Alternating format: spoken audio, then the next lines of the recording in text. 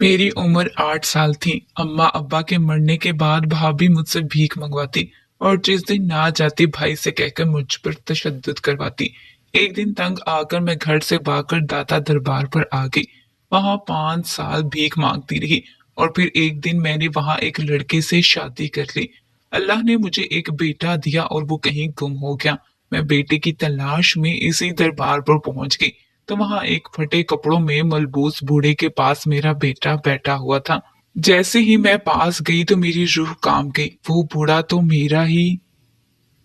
आज जुमेरात का दिन था। हर जुमेरात मुझ पर बुजुर्गों की हाजिरी होती। सफेद लिबास पर सफेद चादर ओढ़े मैं दाता के दरबार के एक कोने में दुनिया माफिया से बेखबर आंखें बंद की हाथ में तस्बीह लिए बैठी थी। मेरी उंगलियों की जुम्बिश पर तस्बीह का एक एक दाना गिर रहा था। मेरी जुबान पर हक अल्लाहू का विर्द था। मेरे सामने बैठे नौजवान ने मुझसे कहा कि वो किसी लड़की से मोहब्बत करता है, लेकिन वो लड़की इसके मामले में संगदिल है। वो इस लड़की से शादी का ख्वाहिशमंद है। इसके चार जज्बाती जुमले सुनकर मेरी आंखें सुर्ख हुई थी। मेरे अंदर बैठे एक नेक बुजुर्ग जिनने अपना जलाल दिखाया था। मैंने एक तमाचा इस नौजवान के मुंह पर मारा। मेरे अंदर से बड़े गुस्से से बोला, झूठ बोल रहा है तू। तूने इस लड़की का जीना दो भर कर रखा है। चल यहाँ से भाग। बाबे को बेवकूफ समझता है। जिस जारहाना अंदाज का मुजाहरा मैंने किया था, वो नौजवान घबरा कर पीछे हटा था, फिर वहां से उठकर चला गया। वहां बैठे ऐसे बहुत से लोग चौकन्ने हुए थे जो झूठी कहानियां सुनाकर मुझसे दुआ करवाना चाहते थे, क्योंकि मैं जिसके लिए भी जो दुआ करती वो पूरी हो जाती थी। मैंने फिर से आंखें बंद कर ली। मैं नहीं जानती थी कि मुझे ही क्यों इस काम के लिए चुना गया था। ना मैं नेक थी ना ही इबादत गुजार, बल्कि मैं तो बहुत गुनहगार सी औरत थी। एक बेवकूफ सी मामूली सी, जिसे कोई आंख भर कर भी देखना पसंद न करे।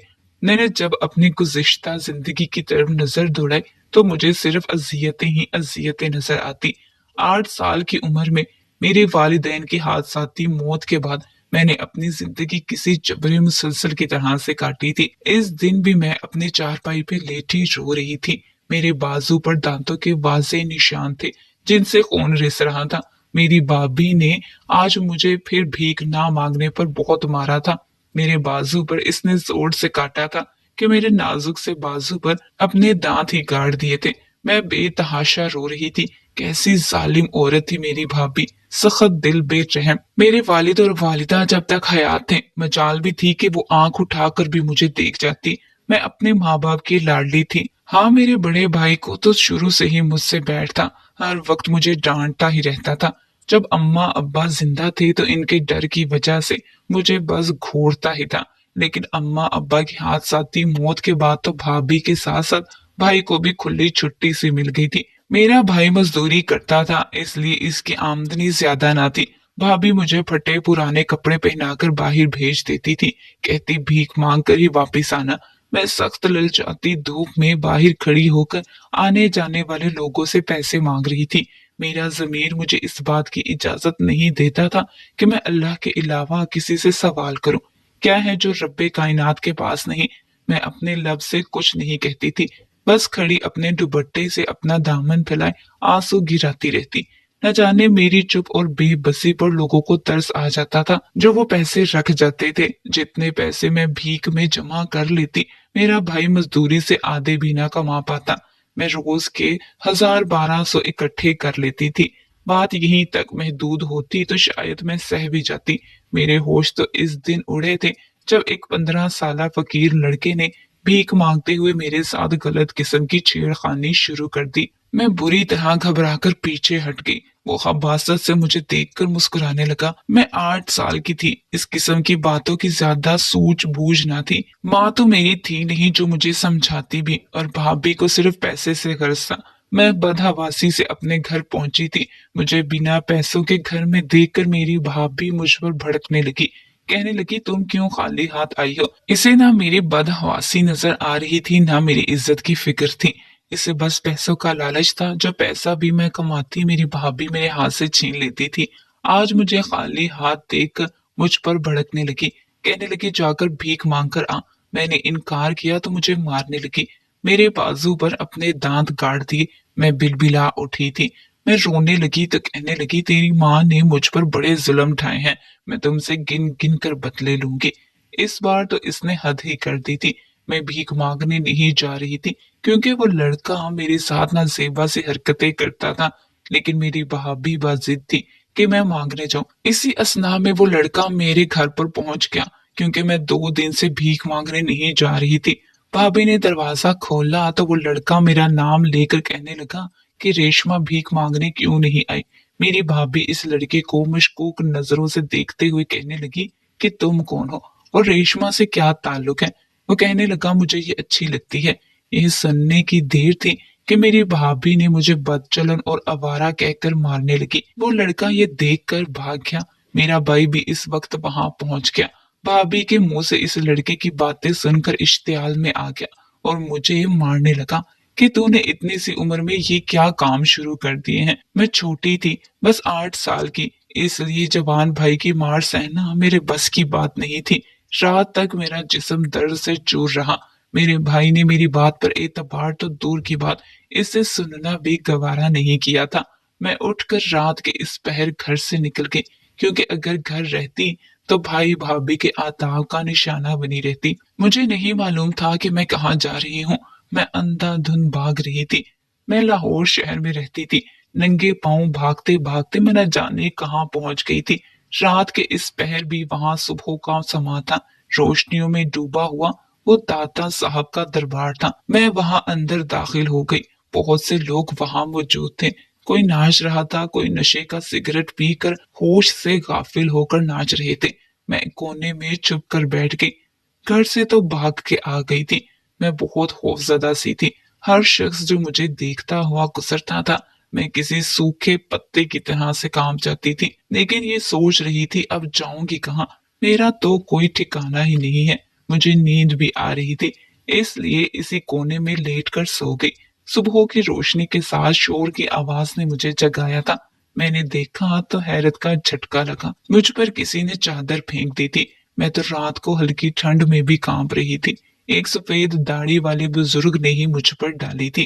कहने लगे, खुद को ढांप कर सोया करो, जमाना बहुत खराब है। मैं बुजुर्ग की बात समझ नहीं पाई थी। सुबह नाश्ते का शोर सा उठा था। कोई अमीर औरत पूरी हलवे के शापर बांट रही थी। इसे देखकर मेरी भूख भी चमक उठी थी। मैंने भी वो शापर लिया और नाश्ता करने लगी। वहां बैठे नाश्ता करते हुए मैं सोच रही थी कि मेरी माँ मुझे कैसे निवाले बना बना कर खिलाती थी और कैसे भाभी भूखा रखती थी। हालांकि मैंने तो इससे कभी कुछ कहा भी नहीं था। मेरे भाई की और मेरी उम्र में 14-15 साल का फर्क था। मेरी वालिदा की भाई के बाद कोई औलाद ना थी। 15 साल बाद मैं पैदा हुई थी, इसलिए मैं अपने माँ बाप की आंखों का तारा बनी रहती थी। माँ बाप भी अजीम नेमत होते हैं। मैं तो 3 दिन वही दरबार पर ही रही। वहां तीनों वक्त खाना बंटता था, इसलिए मुझे वक्त गुजारने के लिए वो जगह ठीक ही लगी थी। वक्त यूं ही गुजरने लगा था। मैं वहीं रहने लगी थी। लोग मुझे भिखारन ही समझते थे, इसलिए पैसे देने लगे। लेकिन मेरे लिए इन पैसों की वक़्त कागज के टुकड़ों के बराबर थी। मुझे 3 वक्त का खाना वहां आराम से मिल जाता था। सोने के लिए मैं वही एक कोना इस्तेमाल करती थी जहां पहली बार सोई थी।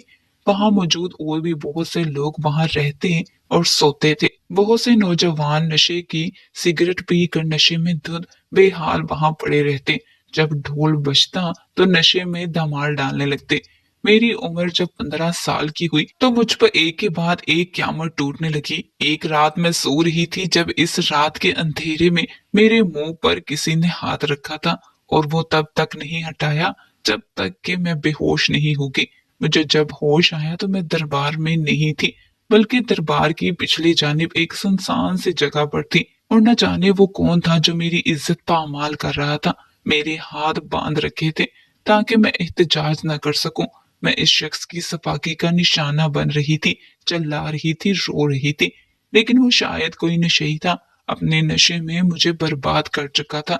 इस वक्त अंधेरा इतना था कि मुझे इस शख्स का चेहरा भी नजर नहीं आया था। वो शायद मुझे मार ही डालता जब मेरे चिल्लाने और मदद मांगने पर एक लड़का वहां पहुंच गया। वो शख्स इस लड़के को देखकर डर कर भाग गया। इस नौजवान ने जब मुझे देखा तो मुझे नागवारी से देखता हुआ वहां से चला गया। शायद वो मुझे बदकार समझ रहा था, इस रात की स्याही ने मेरी जिंदगी को भी गुनाह से स्याह कर दिया था। मेरी आंखों से बेबसी के आंसू बह रहे थे। मेरी सिसकियां सुनकर भी इस शख्स को मुझ पर रहम नहीं आया था जो जुल्म मेरे साथ हुआ था। मैं सुबह बेहाल मुर्दा सी हालत में वहां लेटी रही। मेरा जी चाहा कि खुदकुशी कर लो। ऐसी जिंदगी का क्या करूंगी जो एक गलीज गुनाह के नजर हो गई थी। मैं इस दरबार से बाहर निकल गई। मैंने एक पोश इलाके में एक घर में नौकरी कर ली। मुझे बस 2 वक्त की रोटी ही चाहिए थी और अपनी इज्जत की हिफाजत। इस घर की मालकन बहुत अच्छी थी। मैं खामोशी से सारे काम करती रहती थी। इनके घर पर एक नस्ली नौकरी करता था। वो 20 साल नौजवान था। मुझे देखकर मुस्कुराता रहता था। मैंने जो अजियत 14 साल की उम्र में एक मर्द के हाथों सही थी, मुझे मर्दों से खौफ सा आने लगा था। मुझे 2 साल हो चुके थे इस घर में काम करते हुए। घर की मालकन बहुत अच्छी थी। इसके घर पर भी कोई मर्द आता और मुझे देख लेता तो मैं डर सी जाती थी। मैं अंदर से कांपने लगती थी। मेरे चेहरे की रंगत फीकी सी पड़ जाती थी। इस मालकिन के बच्चों को पढ़ाने एक उस्तानी आती थी जो इसके बच्चों को कलाम पाक पढ़ाती थी। वो जिस खुश अलहानी से कलाम पाक पढ़ती, मेरा जी चाहता सुनती रहूं। जब वो पढ़ा रही होती थी, मैं इस वक्त लाउंज में सोफे के पास बैठी बड़ी हसरत से इन्हें देखती। वो उस्तानी इन्हें सबक देने के बाद मुझे देखने लगती। शायद वो मेरी आंखों में अपने लिए सताइश देख चुकी थी, इसलिए मुझसे कहने लगी, तुम पढ़ना चाहती हो? मैंने पूछा, क्या मैं पढ़ सकती हूँ? वो मुझसे कहने लगी, हाँ जरूर पढ़ सकती हो। इसने मुझे बिना हदिये के ही पढ़ाना शुरू कर दिया। मुझे कलाम पाक पढ़ने का इतना शौक था कि मैंने बहुत जल्द कलाम पाक पढ़ना सीख लिया था। अब मैं नमाज भी पढ़ने लगी थी, कलाम पाक भी पढ़ती थी। लेकिन एक दिन मुझसे मेरी मालकिन ने कहा, माली ने मेरा रिश्ता मांगा है, वो मुझसे शादी करना चाहता है। मैं ये सुनकर हक्का बक्का अपनी मालकिन को देख रही थी। मुझे तो मर्दों को देखकर खौफ महसूस होने लगता था। मैं अंदर से काम सी जाती थी, इसलिए शादी नहीं कर सकती थी। मैंने साफ इनकार कर दिया। मेरी बदहवासी देखकर मेरी मालकिन वजह पूछने लगी। मैंने कोई जवाब नहीं दिया, लेकिन मैं बेहद परेशान सी हो गई। मैंने कहा, खुदा के लिए बेगम साहिबा, आप इस माली से कहें कि मुझे इससे शादी नहीं करनी। मैं न जाने क्यों हाथ जोड़े अपनी मालकिन से रोते हुए कहने लगी। मेरी मालकिन मेरे चेहरे की उड़ी रंगत देखकर कुछ मशकूक सी हो गई थी, लेकिन जो रूप कम उम्री में मैंने मर्द के नाम पर देखे थे, वो जालिम और जाबिर थे। मैंने भाई जैसे मुकद्दस रिश्ते को देखा था जो कि अंधाधुंध मुझे मारता था, या वो फकीर लड़का जो मेरे साथ नाजेबा हरकतें करता था, जिसकी वजह से मेरे भाई ने मुझे बेतहाशा मारा था। दरबार वाला दिल दहला देने वाला वाकया जिससे मेरे अंदर मर्द नाम से भी खौफ सा उतरने लगा था। मैं हद दर्जा घबराई हुई थी। मालकिन कहने लगी, वो एक निहायत ही शरीफ इंसान है, तुम इनकार क्यों कर रही हो? मैं अपनी हकीकत से इन्हें आगाह नहीं करना चाहती थी। मैंने कहा, मुझे शादी से खौफ आता है, बस मुझे शादी नहीं करनी, आप इनकार कर दें। मालकिन ने शायद इस माली को इनकार कर दिया था, क्योंकि चंद दिन से वो मुझे अब बड़ी संजीदगी से देख रहा था। मैं इसे देखकर ही घबरा जाती थी। एक बार मैं मालकिन के बच्चों को लोन में ले गई। वो खेलने लगे तो वो माली नौजवान मेरे पास आ गया। कहने लगा, रेशमा, तुमने शादी से इनकार क्यों किया? मैं इसके सवाल पर घबरा सी गई थी। मैं उठकर खड़ी हो गई। मुझे इस माली की मौजूदगी से भी डर सा लग रहा था। मैं वहां से जाने लगी तो वो शख्स मेरे सामने खड़ा हो गया। शायद मौके की तलाश में था कि मैं इसे तन्हा मिलूं तो वो मुझसे पूछे। कहने लगा कि जवाब सुने बगैर तुम्हें जाने नहीं दूंगा। मुझ में बुराई क्या है? मेरा दिल यूं था कि धड़कना भूल गया हो। मुझे अपनी जिंदगी में कोई भी मर्द नहीं चाहिए था, वो भी नहीं मर्द के जो रूप अब तक मैंने देखे थे। मुझे खौफ आता था। मैं इस कदर बदहवास थी कि राह फरार तलाश कर रही थी, लेकिन वो शायद मेरे जवाब का मुंतजिर था। मैंने कहा, मुझे किसी से भी शादी नहीं करनी। वो कहने लगा, मुझे किसी से कोई गर्ज नहीं है, लेकिन मैं ये जानना चाहता हूँ कि मुझ में तुम्हें ऐसा कौन सा ऐब नजर आया है जो तुम इनकार कर रही हो। मैंने कहा, मुझे मर्दों पर एतबार नहीं है। मेरी आंखों से आंसू जारी हो गए। वो कुछ देर मुझे यूं ही रोते हुए देखता रहा, फिर कहने लगा, एक बार मुझे आजमा कर भी देख लो, मैं तुम्हें मायूस नहीं करूंगा। मुझे तुम बहुत अच्छी लगती हो। मैं दिल से तुम्हारी बहुत इज्जत करता हूँ। मैं दोबारा से बेगम साहिबा से तुम्हारे लिए बात करूंगा। इस बार इनकार मत करना। न जाने इसके धीमे और मोहब्बत से चूर लहजे में ऐसा क्या था कि न चाहते हुए भी इस पर एतबार कर बैठी। मैंने बहुत चाहा कि इसे अपनी जिंदगी का सच बता दूं, लेकिन मेरी जुबान में कुफल से पड़ चुके थे। मेरी शादी इस माली से हो गई। इसका नाम आसिम था। शादी तो मैंने कर ली थी, लेकिन जब वो मेरे पास आने लगता मुझे इससे खौफ आने लगता था। मुझे खुद पर बीत जाने वाली अजियत याद आने लगती। मेरी बदहवासी को इस शख्स ने बड़ी अपनायत से दूर किया था। मुझे ये बताया था कि मर्द का एक रूप बहुत अच्छा भी होता है। वो किसी खुशबू की तरह से धीरे धीरे मेरी जिंदगी में शामिल हुआ था। मेरा इतना ख्याल रखता था कि मेरे दिल से हर खौफ खत्म हो चुका था। आसिम की संगत में मैंने अपनी जिंदगी के दिन बहुत अच्छे गुजारे थे, लेकिन वो वक्त भी बहुत मुख्तसर सा था। मैं एक बेटे की माँ बन गई थी। मैं बहुत खुश थी। मुझे बस एक ही खौफ था, वो ये कि आसिम कभी भी मुझ पर बीत जाने वाली ज्यादती को ना जान जाए, क्योंकि वो कहता था कि मैं किसी ऐसी लड़की के साथ रह ही नहीं सकता जिसका माजी दागदार हो। तुमसे शादी इसलिए की कि तुम्हें यहाँ 2 सालों से काम करते देखता आ रहा था। तुम नजरें उठाकर भी किसी को नहीं देखती थी। मुझे तुम्हारी शराफत ने तुम्हारी तरफ मुतवज्जा किया है।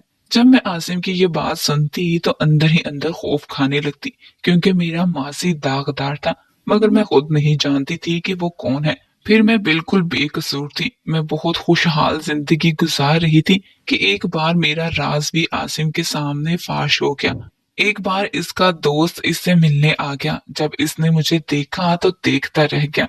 मुझसे पूछने लगा कि आप दाता के दरबार पर होती थी ना। इसके सवाल पर मैं घबरा सी गई थी। मैंने इस बात में सर हिला दिया। वो मुझे अजीब सी नजरों से देखने लगा।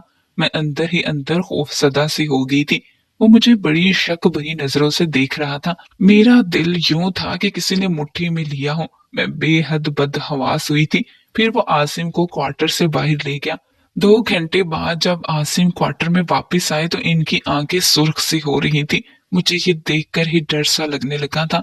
वो मेरे पास आए, कहने लगे तुमने आज तक मुझे तो नहीं बताया कि तुम दरबार पर रहती थी। मैंने कहा मेरे भाई और भाभी जालिम थे, मुझे मारते पीटते थे, इसलिए मैं 8 साल की उम्र से घर से भागकर दरबार पर चली गई थी। वो कहने लगा मुझसे तुमने ये बात क्यों छुपाई। फिर कहने लगा मैंने तुमसे कहा था कि मैं सब कुछ बर्दाश्त कर सकता हूँ, लेकिन दागदार औरत नहीं।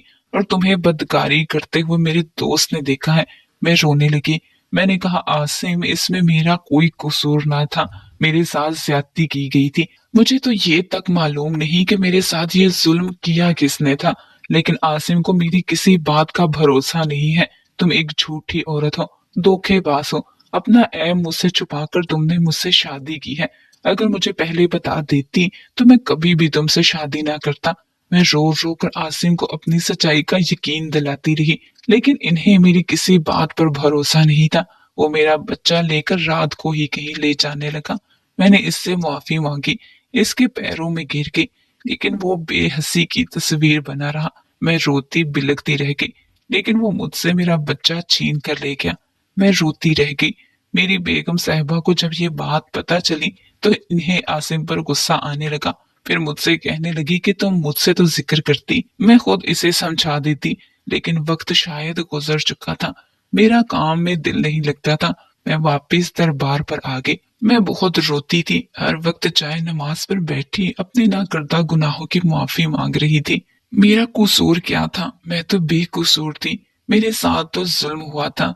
आसिम ने अगर मुझे यूं छोड़ना ही था तो शादी ही ना करता। मैंने वहीं दरबार पर एक कोना पकड़ लिया था।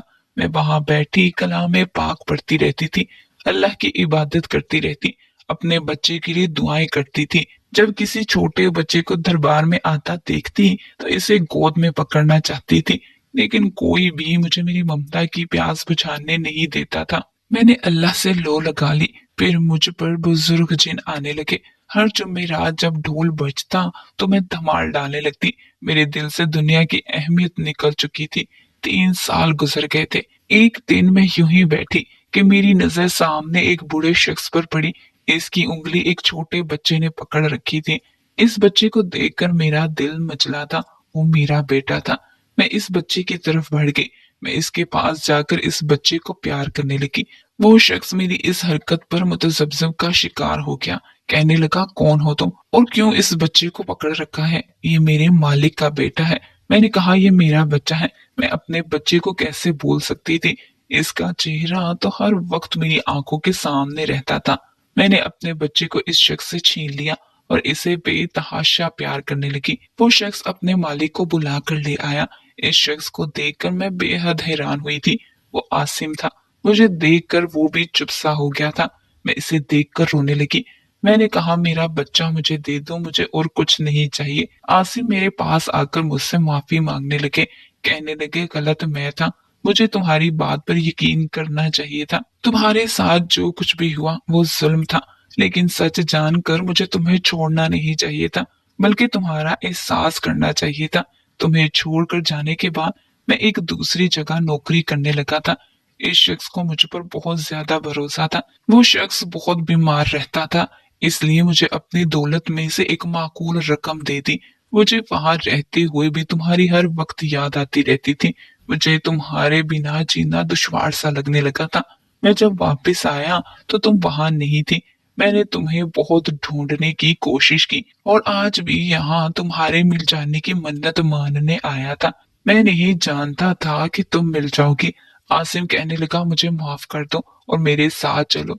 लेकिन मैं ये सोच रही थी कि क्या मुझे दोबारा से भरोसा करना चाहिए। मैं शायद आसिम पर एतबार ना भी करती, लेकिन मुझे अपना बेटा बहुत अजीज था, इसलिए आसिम के साथ चली गई।